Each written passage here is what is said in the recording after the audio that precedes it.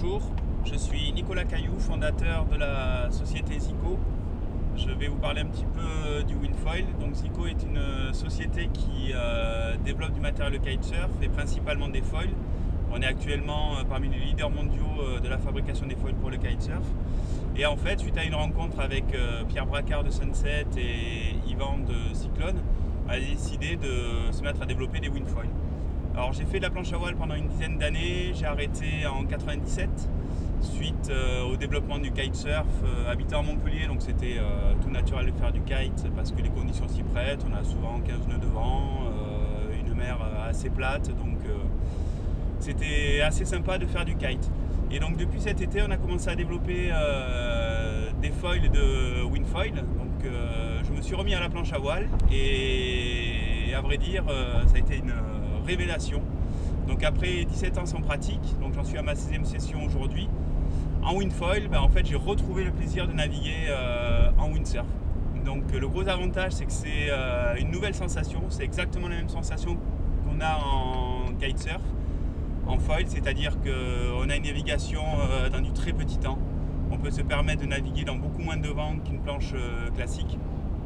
On a cette sensation de silence, cette sensation de ne plus ressentir le clapot, c'est-à-dire qu'on passe carrément à travers littéralement le clapot en gardant la même altitude. Donc c'est vraiment une glisse comme en kite foil, c'est la glisse du tapis volant.